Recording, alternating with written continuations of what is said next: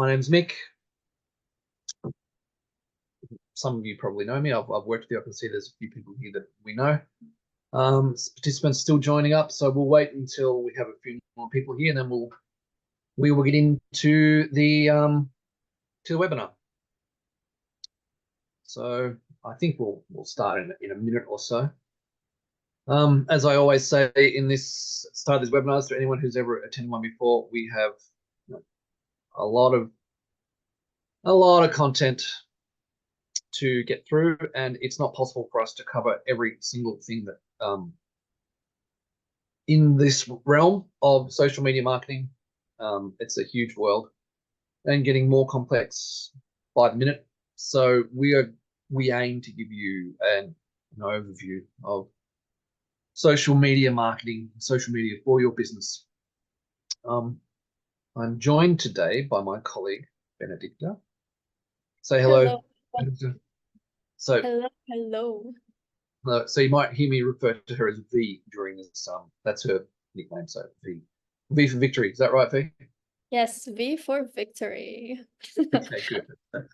So V is one of our social media team. She is instrumental in doing a lot of the creative work, and a lot of the behind the scenes stuff in our social media team. So it's good to have her on board. You'll also notice that she's like 25 years younger than me, so she has a bit of a different perspective on social media, and it's nice to have someone who was not born in the 1970s on the team. Thanks, V. Welcome. All right, so we have a few people here already. Julian, do you want me to wait?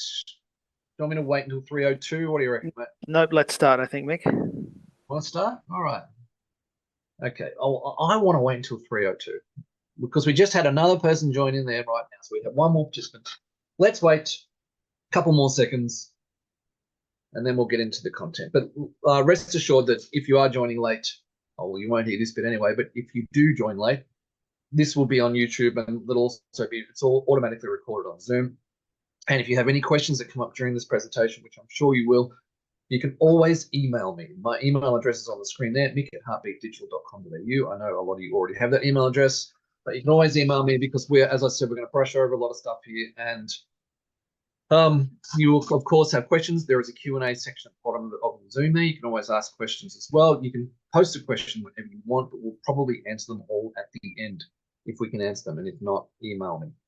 So in brief, this webinar will cover social media marketing, obviously. We're going to talk about Facebook, Instagram, LinkedIn. We're going to talk about the basics of social media, the advantages and disadvantages of certain platforms. We're going to briefly cover paid ads. So social media advertising, paid advertising on social media is really complicated, and we can't sort of really fit it into a 45-minute presentation here. We do have another really detailed webinar about Google ads, which I think we touched on social ads a little bit as well. And if you go to our YouTube channel there, you can find that.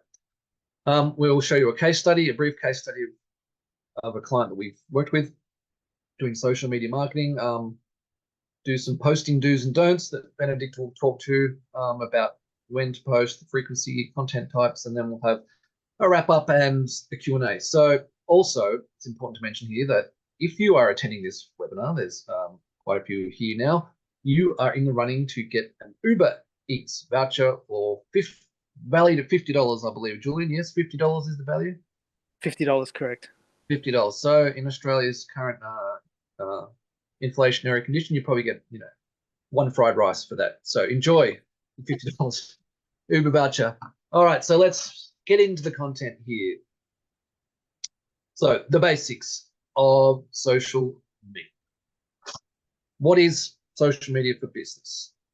Basically, it's using the platforms that we have at our disposal, namely, Facebook's obviously the big one, Instagram, LinkedIn, other social media platforms to promote your products and services in a way that, was not possible 10, 15 years ago.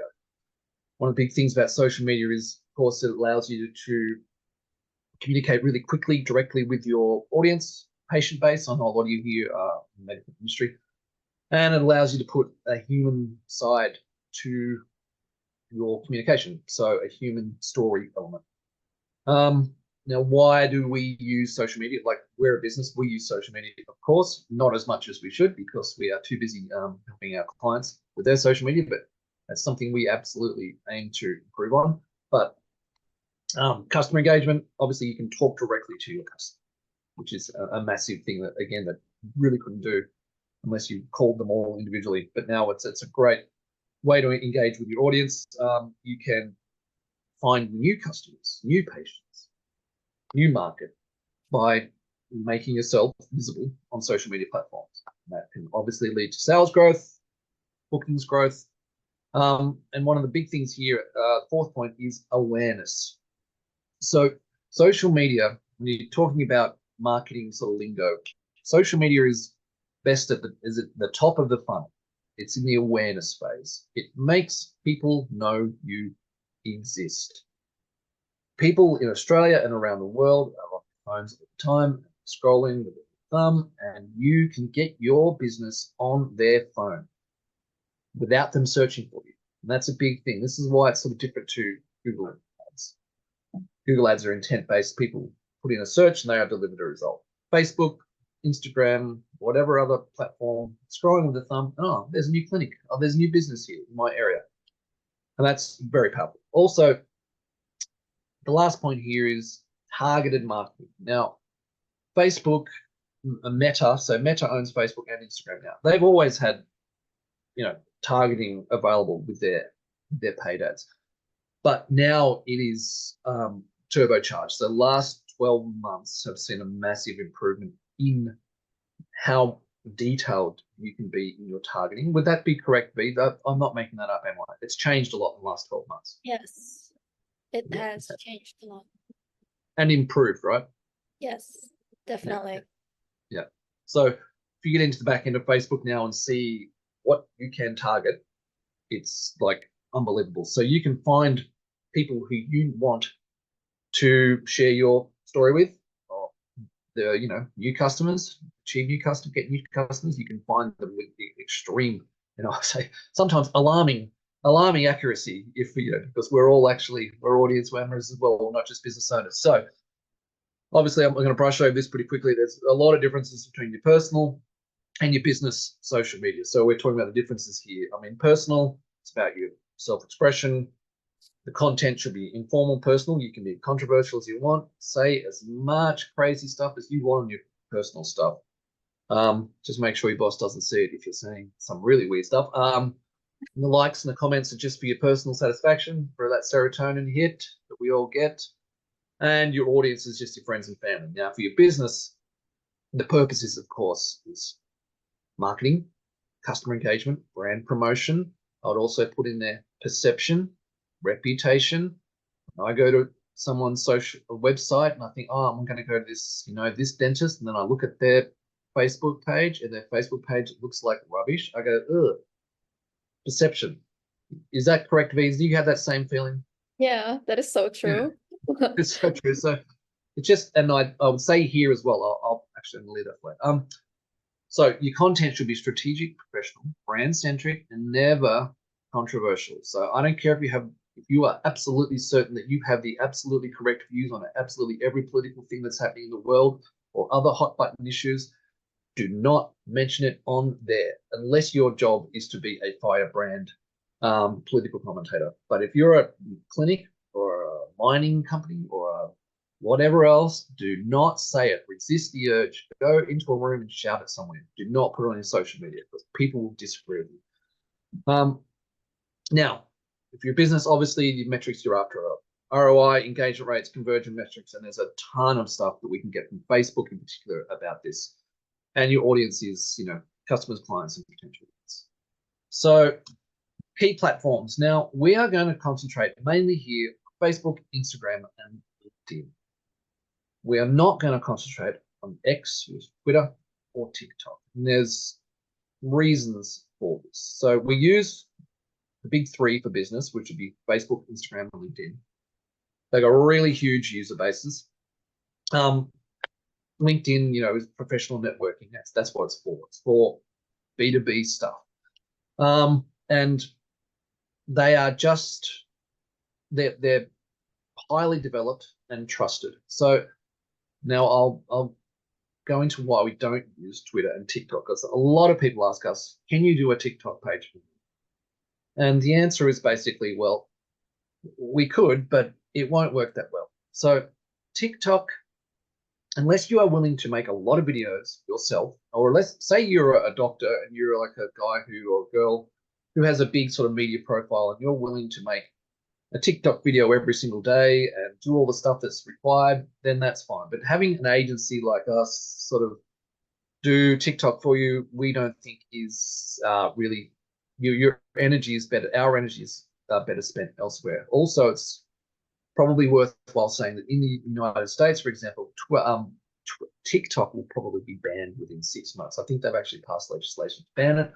It's got all sorts of weird sort of ties to foreign governments and stuff. So I would just think, unless again you're a personality, a public person, that same goes for Twitter. So Twitter we have used a little bit, and we found it had pretty poor results. Twitter's really for public figures or people who want to say controversial stuff or share memes.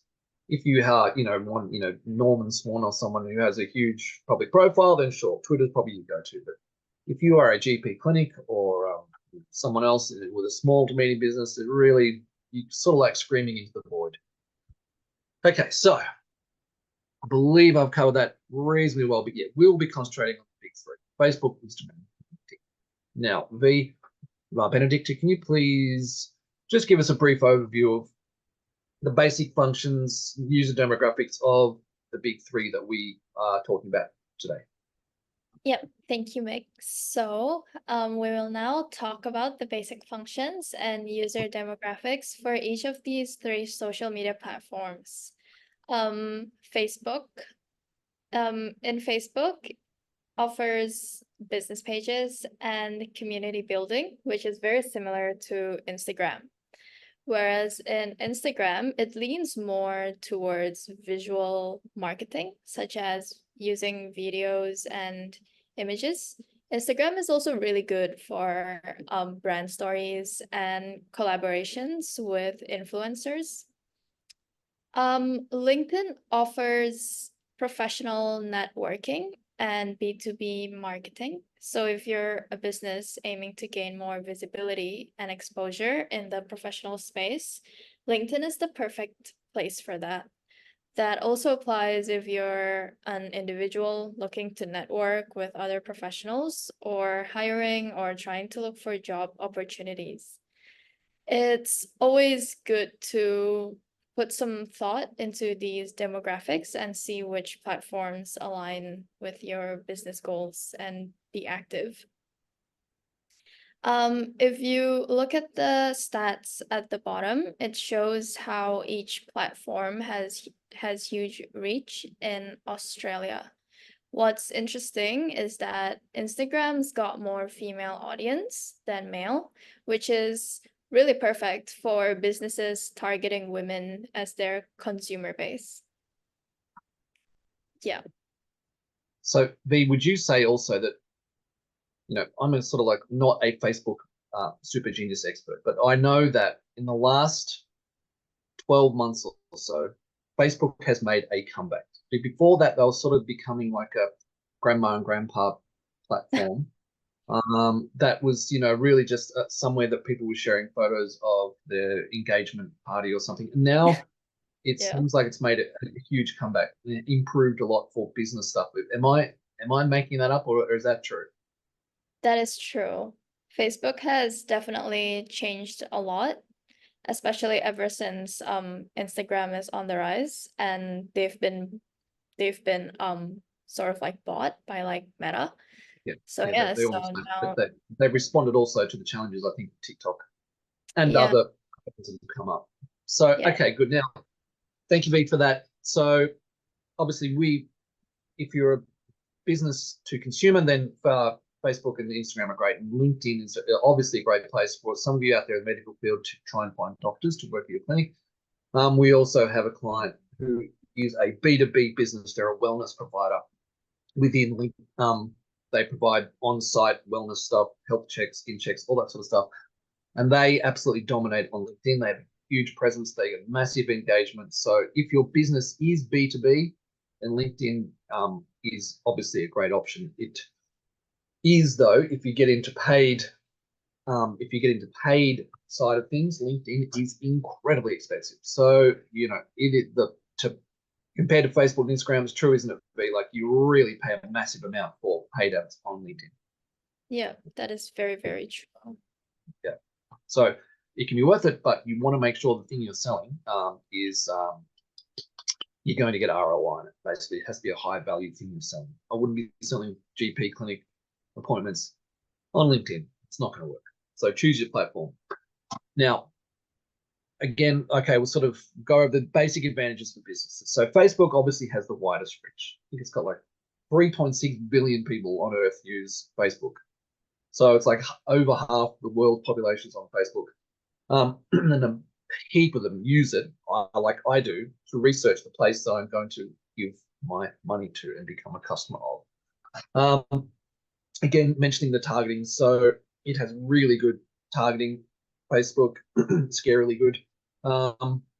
Engagement tools, so an engagement tool, that'd be like a hashtag, right? So you can get hashtag engagement tools, and Yes. obviously really good analytics, detailed insights into how your post, video, your reel, whatever is performing. So here we have on the screen too, just the anatomy of a post that Benedicta has done for one of a previous client of ours, a GP clinic. So on the left we have the pretty creative that Benedicta has created. So it has the basic message. It has a nice graphic, and then on the right we would have the caption that we have written. So you did this one, Benedicta, did you? The whole thing? Yep. Yep. Cool. And then we have down the bottom a link to the specific page. So these guys are a GP clinic and they have a specific, CDM, chronic disease management, is a big thing in GP world. So we're promoting this particular service on Facebook. They have a reasonable size. They have a reasonable size audience. So this got out to a lot of people. It made everyone aware that these guys do chronic disease management. Link to the page on the website. There's a page on the website which is specifically designed to receive this click. And then we also have a bunch of hashtags down here to make this as findable, as visible as possible. Did I say anything incorrect there, V, or that's all true? You're the one who did the post. You should have been talking about it. That is all true. You did great, Mick. Great. Thanks, Mick. Okay, so now Instagram. I might just pop out of our presentation here for a second and show you our Instagram feed in a minute. I'll just talk about it first. So Instagram, obviously, it's a really, really, really visual platform. I mean, it started out as basically just it's a filter for your camera. I remember when it first came out. Captions are not as important in Instagram. I mean, we posted captions there as well, the text, but it's really not as important. And it's important to note also from Instagram, you can't even click a link from Instagram post. You have to go back to the bio. So it's different to Facebook in that way. Engagement, you can get high engagement rates with things like reels, stories, that kind of thing. Instagram is also a very good place for influencer marketing. Now, we don't do a hell of a lot of this. We've done a little bit with some of our different clients over the years, but again, for most of you here who are in the medical industry, I'd say it's probably not exactly what you're looking for, maybe in certain circumstances, but influencer marketing is obviously huge on Instagram. That's people selling sunglasses and bikinis and fitness programs and all that kind of stuff. It's probably not the place for you guys who are in this. Maybe I'm presuming you're all medical, but I think most of you are. Another really powerful thing for Instagram is, of course, you can do shopping posts. So that means you can go to Instagram, click on them. There's a guy, we're going to post that in a minute, but you can buy things directly from the platform. So can you buy within Instagram and you can link it to a shop, right? That's correct? That is correct. Yeah. Okay. So now I'm going to escape out of this, and hopefully this will all work. But just bear with me. I'm going to get out of this presentation for one moment and show you our Instagram homepage, which I've got a preview of here on this page. And I'll just show you what the variety is in our posts. And now, again, we are trying to improve our social media, but V only has, and the other social media guys only have so much time in any given week. So we will be improving this. But here's an example of the different types of posts that we put on our Instagram homepage. So, of course, one of the great things about social media is you can instantly get out the fact that, this is happening right now. We also did some lead up posts to this. This is creatives that V has made featuring this guy who's 10 years younger there and V. We're doing this presentation for you. And now this has been successful because we've got a bunch of people signed up from social media. So we know it's worked because we have special links on our social media that tell us in Zoom where people have signed up from, and a number of people have signed up from our social media. So we know it works. We're not guessing. We're not dropping letters in letterboxes and saying, geez, I wonder why that happened. We know. So here would be example of, so that's some of our sort of like, professional creative sort of stuff, graphics. Here would be an example of a reel. So some of the team went up to the RICGP conference a couple of weeks ago in Cairns. Here's a reel which takes you through what happened there. Cut it together, put captions over the top of it.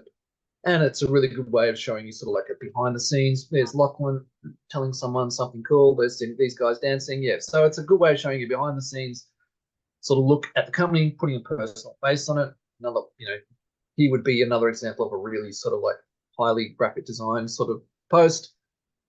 And then here we have a behind the scenes shot again of some of the team here who you guys may have met before, Ian, Sam, and Alan. So that's SEO, Google Ads, and Chief Operations Officer.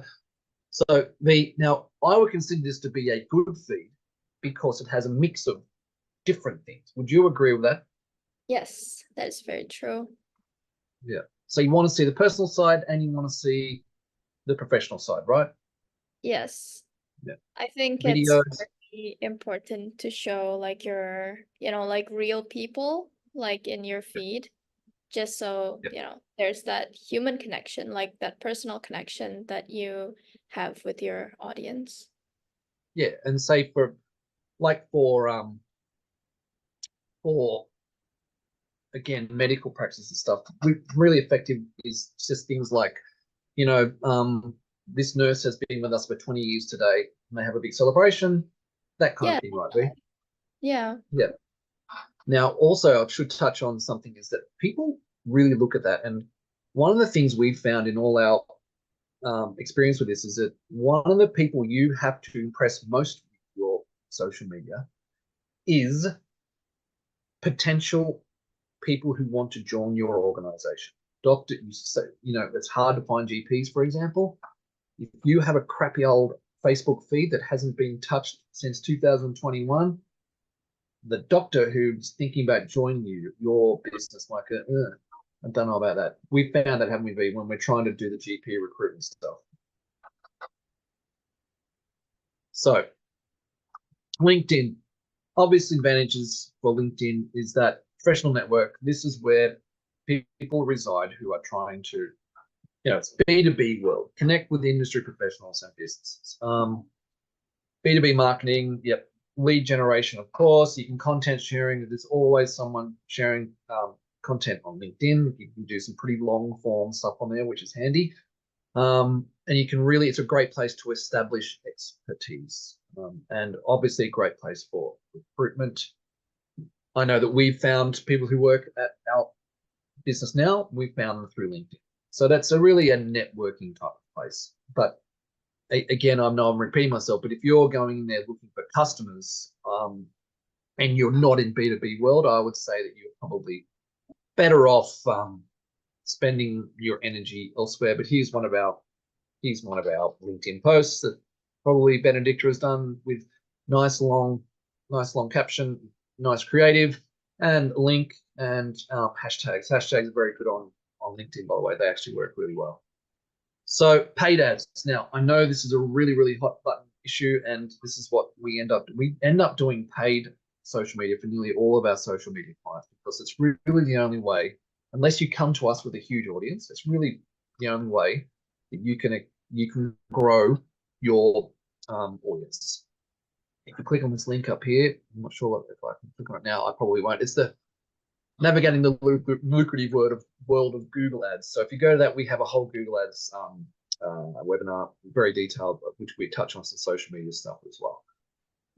So there's a bunch of different types of ads that you can go for. There's video ads, display ads, sponsored content, and really what type of ad you go for really depends on what your goals are. So budget's a huge issue, of course. So you need to define your budget, define your goals. We often get a lot of people wanting to test the water with, $30 budget on Facebook, and it's kind of like, well, you have to commit to it a little bit. If you go in with too small of a budget, then you get like 10 clicks and you have no idea really what the value could be for you. You have to go in. It's like in a sport, you got to commit to the tackle. Otherwise, you're just going to get hurt and you're going to have no benefit. So you have to commit to it at least. And look, a month is not really enough on it. I guess 1 month with a decent budget will give you an idea if the thing has legs. But you really should go 3 months and give the person or the agency working the dials, maybe us or maybe yourself, you're doing it. You got to give the people a chance to get it right, and you also have to give the platform, because Facebook ads, like Google ads, it learns as well. It's called machine learning, and it needs time to see whether to find the audience, to learn what you're trying to do. And obviously you have to review the data. You have to always be making decisions based on data, which we always say. We don't sort of guess. We get a whole big massive report which shows us who clicked, when they clicked, what time they clicked, how old they are, all that sort of stuff. So which feeds into our next comment here, which is measuring success. So we have the actual platforms themselves. Like Facebook gives you good analytics, but we also have third-party reporting platforms. So if any of you here are a client of ours currently, that's the report you get. It drags in all the information. So what are some metrics we look for? Engagement. So engagement's, a sort of an umbrella term for things like likes, comments, shares. Now, engagement, we get a little bit of pushback sometimes from people in medical industry, GP clinic world. They're not getting enough engagement. Now, I would say to you that no one gets a lot of engagement in health unless it, in a very niche sort of market, because really health is a personal thing for people, audience members, users, and you don't tend to see a post on prostate check and go you just don't. It's not part of the thing you do. You don't share that. It's like maybe a cool sunglasses or a funny meme you see on Facebook. Yeah, you like, comment, share. But health is like a personal thing. It's never going to get a huge engagement rate, but links definitely do get clicks, and it definitely helps clinics and other businesses get out into the market. Obviously, reach is something reach means the total number of unique users who have seen your post. Impressions, follower growth, click-through rate, conversion rate, sentiment analysis. That's not really something. The sentiment analysis is more something that you do on a human level. So you look, if you introduce a new product to the market and 30 people comment and say that's a shit product, we say that the sentiment there is poor. So we would analyze that. Referral traffic, so clicks through your website, that's something we measure, and customer satisfaction, feedback and reviews. Now, if you are not in the medical industry, I would highly recommend you get as many reviews, positive reviews, as you possibly can on Facebook and Google. Reviews are incredibly powerful marketing tool. If you are in the health industry in Australia, then I recommend actually that you turn off your Facebook reviews. Will you agree with that, V? Yes, I agree. Yeah, because at least you can turn them off. Google reviews, you cannot turn them off. You have to manage them in a totally different way, but at least with Facebook, it gives you the option. And I think it's such a can of worms, and it can be so detrimental if you get a bunch of bad reviews, maybe from someone with bad intent, then I would turn them off if I were you. And you're not even allowed. APRA has some pretty strict stuff about reviews, and you're not really Yeah. even technically allowed to use them yet. So here's an example of an analytics example of one of our recent Facebook campaigns. So you can see that we started doing some work for them in June. They came from a base of nothing. This is what the analytics look like. There's much more detailed stuff. See, they had 785 Facebook visits. Instagram, we didn't put as much money behind, so they had far less. But the reach was good. It was not a huge amount of money spent here. 5.9 thousand. They made it into 5.9 thousand individual users' phones, Facebook feeds, and Instagram was less. But this is just more to show you what the back end looks like. And we can see here also that the age and gender distribution of the people who clicked on the link. So far more women than men in every age group. 65 plus basically wasn't there. Obviously 13, 17 wasn't there. This is for a medical issue. So obviously we can come in here, analyze this data, and then make decisions based around that. So this campaign, which is very brief, by the way, didn't spend a massive amount of money, like $1,100 at that stage. They got 357 confirmed conversions. So it was for a certificate, and they cost $15, and they got 357 just from Facebook, which we considered in a very short amount of time a very successful campaign with not much money spent. So that also, I should mention here that, you know, we never would do, like, this is part of a campaign that we're running for a client. So very rarely would we run a campaign purely on Facebook. I mean, we do it, but this is part of a concerted effort by us across a number of platforms: Google Ads, social media, direct emailing. It's part of a program. I think it can sometimes work to just focus on socials, but I would suggest to you that most campaigns will require, you know, an ecosystem of different sort of tools you're using to promote your product or service. And I'm talking about Google Ads, I'm talking about SEO, I'm talking about social media as part of it. Emailing, direct emailing is really powerful too. All right, so some platform-specific ad strategies. We are running out of time, so I'll probably have to go blast through this reasonably quickly, but I'll get to a case study which I can talk about in more detail. So ad strategies. Now for Facebook, yeah, obviously we've got testimonials in there, but you can't use testimonials. But what you can do with Facebook is there's two basic ways to do an ad on Facebook. You can either boost a post, which we've all done, I'm sure. Very easy. You go in there, you do a post, and Facebook says to you, hey, you want to boost this and give Mark Zuckerberg a little bit more money? And we go, yeah, of course, bloody great idea. So we go, yep. And it gives you some basic targeting stuff. And you can go in there and you can choose, what can you choose on boosts? You can choose, I think you can choose geography. What else? You can choose geography and the age as well. Age, yeah. Gender or not? I don't think so. I think that's more to the actual Ads. Facebook. Yeah. Okay, sure. Well, you can do basic targeting with boosting.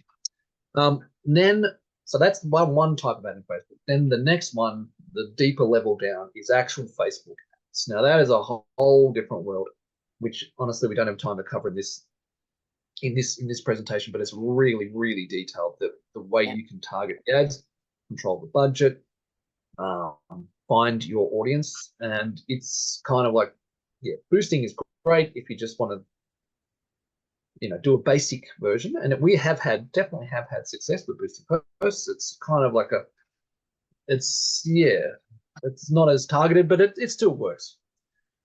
Video ads, of course, carousel ads as well. Again, sorry, I don't have time to go into all these, but here would be an example of a good example of a Facebook ad. Nice visual here, a little bit of text, and then how much the costs. You click on here and you go through to the website, and that's where the conversion takes place. So Facebook, you know, you don't sell stuff on Facebook really. It's all about getting people to your website. LinkedIn. Now we talked about this briefly before. Oh, sorry, Instagram. So really, Instagram, again, it's a really, really visual thing here. It doesn't really matter what you say that much. People probably don't read it.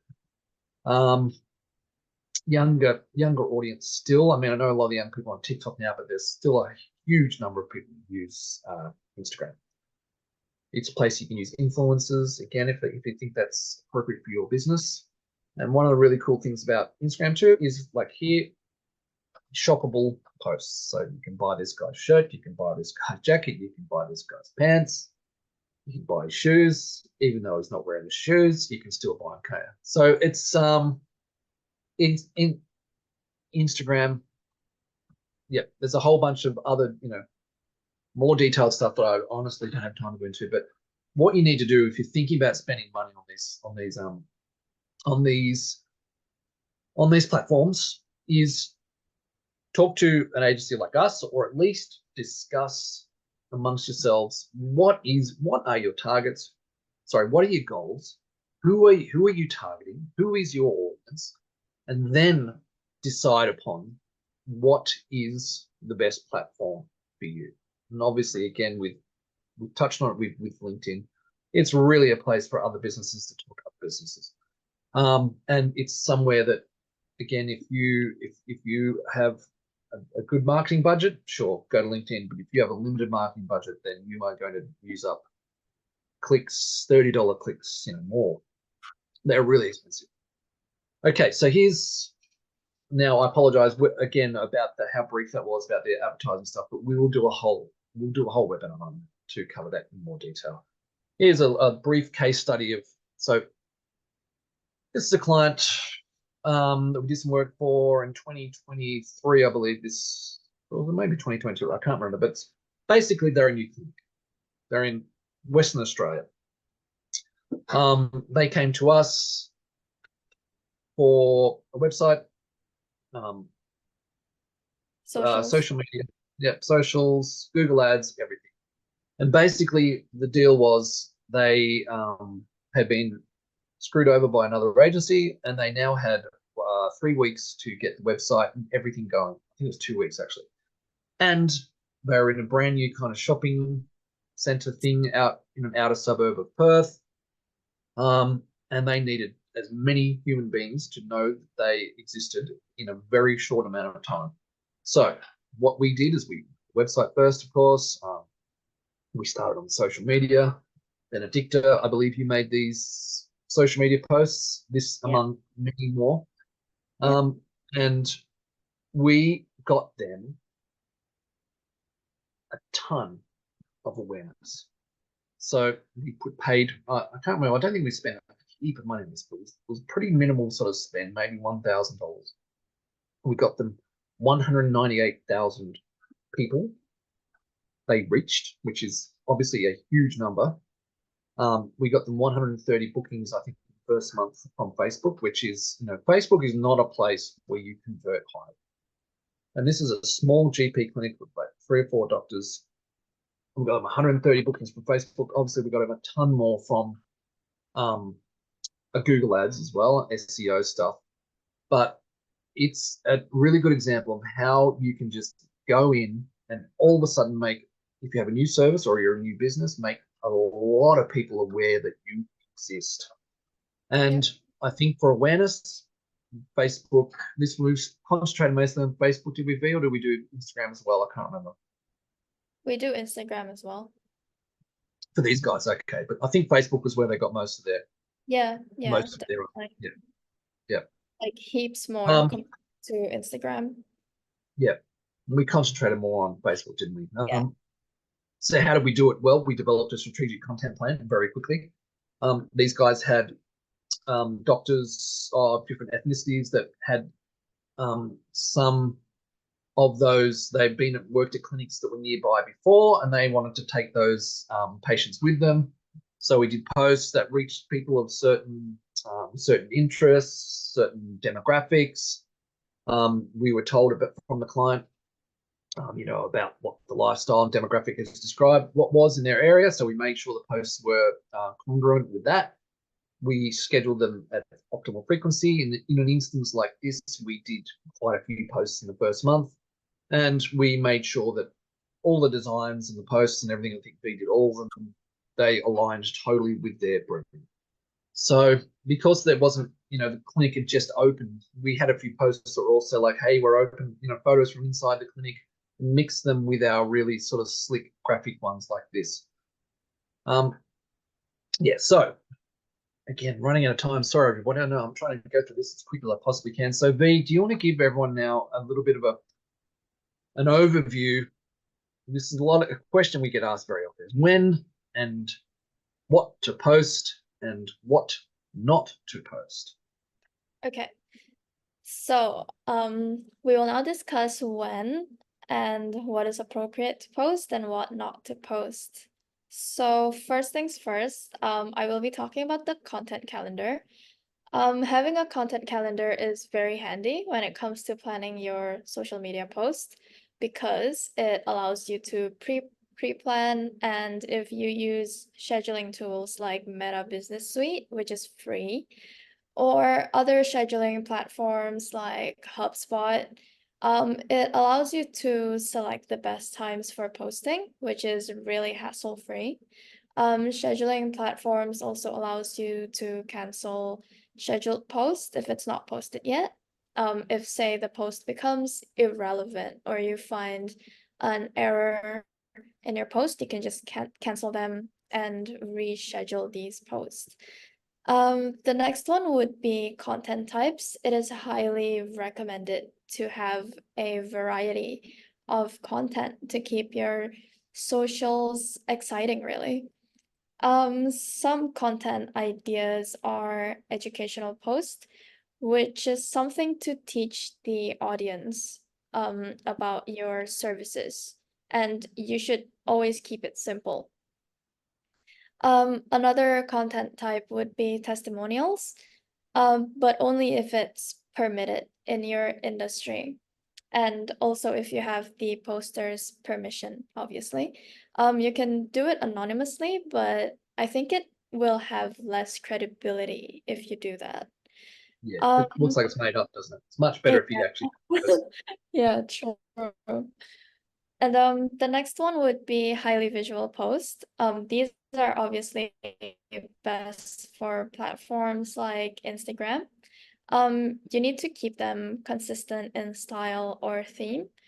For example, if you're using Instagram as your main platform, you can make your feed highly visual by curating your feed, sort of giving it like a pleasing look, And you can also put in effort into creating like reels and not just posting single image posts or carousels.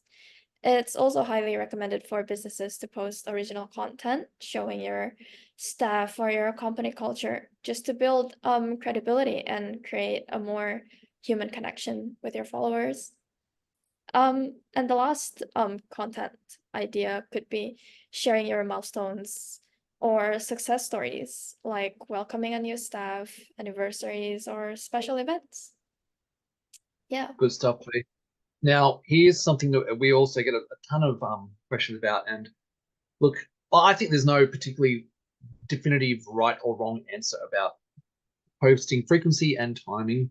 There absolutely isn't a right or wrong answer, but this is something that we use, and also should say V that we use a third party social media platform, Yeah, a very do. expensive one, and it uses its own algorithm stuff to tell us some of this information. But this is something that is interesting. V, if you want to talk about this frequency and timing chart we have here. So this table here, it shows the best time and day to post. It's based on our own data that we have gathered, but we also match these with those established by industry experts. As you can see, we don't post on LinkedIn for clients during weekends. We do sometimes on our own socials though. We also found that with our client social, it is preferable to post before 6 p.m. There are, however, instances where, based on their audience analysis, we get better results when we post above 6 p.m. Um, about the frequency of posting, ideally a business should be posting daily, but this really depends on your audience and your business goals as well. We find a few per week can meet certain goals or metrics, but ideally the more the better, especially if it resonates with your audience. You should like it's also worth noting that this is obviously just a guide and it's not gospel, as this chart, is based on our own data. Like it's worth noting that best times to post really varies depending on your audience, especially if you have a large following. And for those wanting to access this chart after the webinar, it's available on our website. Yeah, thank you, B. Great stuff. Now, I'll say something about frequency here as well, which is also something we get asked about a lot. So, frequency, obviously, the industry sort of standard would be yes, you should post every day. Now, we have found in our experience, because we do most of our clients are again in the health space, we have found that has not worked for us and or for the client. Health has its own specific type of conditions, I guess. And we found that it was, first things first, there was not enough to talk about. Secondly, we found that it was getting spammy, and patients were kind of like saying, why are you doing this all the time? They were getting a bit of pushback. The other thing was that it made our client contact, practice manager in most cases, or whoever it was, a manager, it made their workload like too hard because they have to approve every single post, right? So we had this poor practice manager, they're going through 30 posts they had to approve for the next month. And they're like tearing their hair out going, well, that's not doable, because they, practice managers, of course, are very busy people. Well, speaking to you people out there directly, I know. And if you think you have time to go through and approve 30 posts and say, actually, that's not right, can you change this to this, to this, to this? It's just not going to work. And we found it to be pretty ineffective anyway.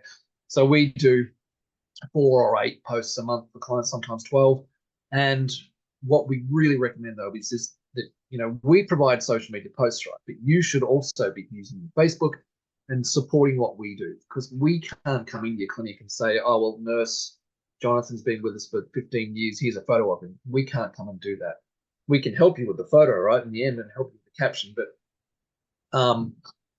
that's just a little, a little caveat to what B's saying there. That's more specific to the health industry I'm talking about. So sorry, B, continue now. So what not to post? Okay, so it's important to not over or under post. For example, like posting multiple times a day can be too much, and it can also be off-putting for your audience, as it would be spammy, like what Mick just said. This may actually cause them to unfollow. And avoid controversial topics or anything political that can spark negative comments. Always stick to your brand story and your business goals. Fighting with negative comments or reviews. Don't argue with users who leave negative comments. Instead, use negative comments to show your customer service and your professionalism. Avoid stagnation. There are instances where a business would post consistently for a few months and then they stop suddenly. This can convey the wrong message, as it may seem that your business may have closed. And avoid making grammatical errors and typos, as it can decrease professionalism in the eyes of your audience. And if posting images or videos with no text, make sure people can understand, and make sure that the images are able to convey the message to avoid confusion and to obviously remain on brand. Mismatching with platforms. You should know which platforms are best for which services. For example, selling t-shirts on LinkedIn isn't going to be effective, or posting heavy and lengthy captions on Instagram isn't really gonna work either. And the last one is ROI tunnel vision. It's really important that you don't only think about the dollars you may get back. In social media, you're investing in brand awareness, telling a story, building an audience, things that traditional marketing and advertising struggle with. Great stuff, B. So also, yeah, as I always say, it's not just about the ROI is something that we are always concerned with, where our job is for digital marketers. And of course, we expect to get clients a return, but social media stuff's a little bit harder to measure. If you're doing an ad campaign, sure, it's money in versus money out, but it's kind of a bit more ephemeral. It's about reputation, it's about perception, it's about a sort of some things that are immeasurable, or hard to measure. So here are some examples of some poor social media posts. Don't know what Burger King was thinking here. I'm sure there was a joke behind there, but that's an appalling post. Women belong in the kitchen. I'm not sure. And this one, Domino's said, calling all Karens. So, I mean, look, and this one, I think Coles put up Anzac Day was celebrating 1915 and 2015. I'm not sure what was going on there. But just, even if you think it's really funny, I just would try and avoid for your business, unless your business is a funny business, unless you're selling jumping castles. I would say probably avoid making any jokes that could backfire on you in any way. So here's an example of a nice collage of some posts that we've done. These are the really sort of professional graphic design sort of version. Social media creatives, these don't include the captions, these are just the graphics, but this is the type of work we do in a variety of different styles, from brain surgeons through to, World Tobacco Day, flu shots for a GP clinic, eczema cream for a pharmacist. So we do a whole different range of social media posts with large different, diverse range of clients. And yeah, please feel free to email us if it's something you're interested in. So I should say too that, look, you can do all this stuff yourself. I'm not here to try and do the hard sell and say you must get us to do it for you or another agency. You can do it. The only thing I'll say to you is, in my experience of working with clients in this field for a long time, is that no one ever does it, really. I mean, maybe you're in a bigger company, you've got time, but what usually happens is that people will, they might cease our service and say, look, we're going to get someone to do the social media posts, and they're going to take care of it. They did a little bit of something at uni and they're great at it. We go, okay, cool, whatever, you go. And then we look at their Facebook page and they post their head off for the first 2 weeks, 4 weeks, and then it all goes dead. Boop, dead. Phone's off the hook. And we look at these clients 2 years later who assured us that they were going to get someone in their company to do the social media posting, and their last post was from September 2022. You think you have time to do it. You probably don't. We've got a social media team here working every day, desperately trying to keep up. If you think that you can do that, then look, I wish you luck. Honestly, I don't care. I hope you can do it, but I just have found in my experience that it just does not get done if you don't have a third party doing it for you. So wrapping up, obviously choose the right platform, define your goals and audience, really basic stuff, and let that information dictate your content. Avoid the ROI tunnel vision or getting discouraged if some posts don't yield engagement. Like I said before, particularly if you're in health, it's just not a very high engagement type of field. It's because it's a personal and private matter a lot of the time. When you have enough data, let the numbers guide you. So obviously, instinct has it's a part of human nature, and we have instincts about things that we should or shouldn't do, but sometimes they're not as correct as you think they might be. So we always want to get data in to see what the numbers are actually telling us, and you have to let things run for a little while to do that. You need to, particularly if you're spending money, which you probably should be, like it's nearly impossible to expand your audience without spending money. I should say that's actually very cost effective. Like, as opposed to something like Google Ads, like you can really stretch a social media budget and get a lot of bang for your buck. You can really put yourself in front of a lot of human beings without spending the house down. You really can. But you also need to, as I was saying, measure that, make decisions that sort of like aren't just on a vibe or an instinct. And again, yeah, keep it social. You know, social media is meant to be social. It's not just screaming at people and plastering things on your page. The ideal social media page, you know, you should respond to things. You should have a conversation with someone. I mean, don't get into fights, as be said, about someone saying something on your page you don't agree with, but it is a place that you can absolutely have conversations. It should be social. Don't be too salesy. You know, don't be pushy. Schedule your posts. Try and stick to a calendar. V, do you have any parting words for us? We're just about to hit the deadline. Do you have anything you wanted to say just to wrap up the social media side of stuff? I guess the only thing I would say is that, I mean, like in today's world where everything seems to be pretty digitalized, like it's really important to increase your brand awareness and exposure and establish a strong digital presence on social media, because it will definitely go a very long way for your business. Thanks, V. Great. Now I've got a couple of questions here that come in. Someone has asked, is it more important to have a strong presence on Facebook or Instagram for my business? Now, my answer to that is, well, like a true politician, it depends. It depends who your target market is. It depends what your product is. It depends on so much stuff. So we, for example, had a client who had a medical clinic in a university or right on the grounds of a university. And this is a few years ago when Instagram was absolutely destroying Facebook at the time in younger people. So we put all of our effort into Instagram. It was a very easy decision. We still posted to Facebook a little bit, and that got some good results as well, but it was a very, very clear-cut decision to go with Instagram.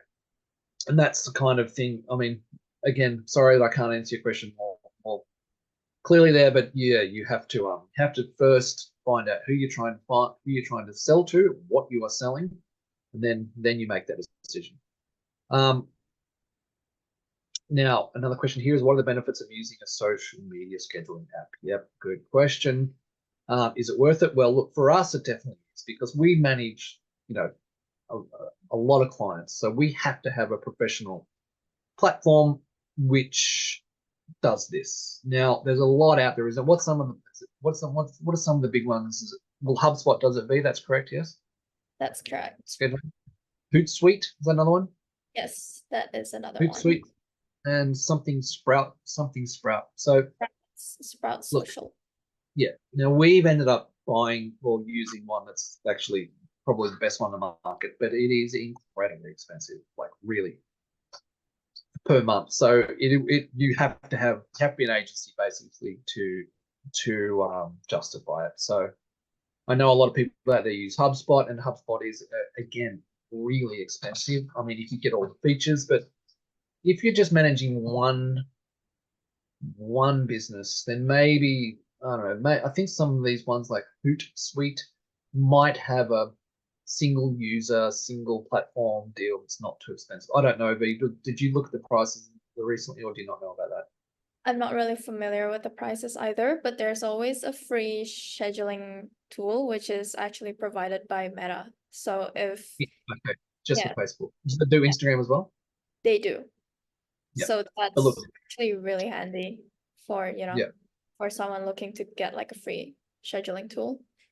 Okay, so that's just within Meta itself. Okay, great. Yeah. So, all right. So look, I know, Eddie, I know you've asked that question, but look, I'm happy to talk to you about it. I know that, yeah, I know what your pain point there. So another question we've just come in is it worth having social media at all for a medical center, or just focusing on Google Ads, etc.? My answer is yes. You definitely should have social media. You need to be in this game.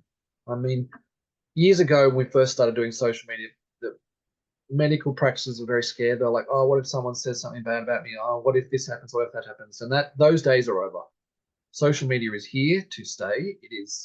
It has so many users, and if you are not in the game, you are missing out, really, because I can tell you, we get massive really good results for our clients by doing good social media, good social marketing. And if you're not doing it, I can guarantee you your competitor is. And let's say you both have a clinic in, I don't know, what's a suburb?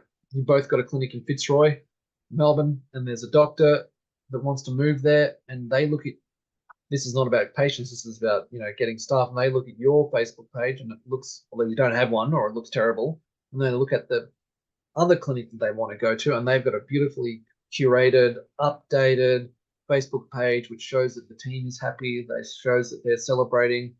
Pam's been with us for 15 years. Here's her getting box chocolates. Here's behind the scenes. Here's some great posts about, whatever it is, Red Nose Day. Then if I'm that doctor, I'm thinking, you know what? I want to go to that place. It looks like it's good. It's got a good vibe, reputation, perception, all that sort of stuff. So also, it's just another way to get your business out there, and you're just not participating in it. Then you're missing out. And again, your competitors, they're using it. They really are. Alrighty, so I think I've answered those questions. Now, everyone who's asked me a question now, I can see you guys on the screen. Please feel free to email me if you want more detailed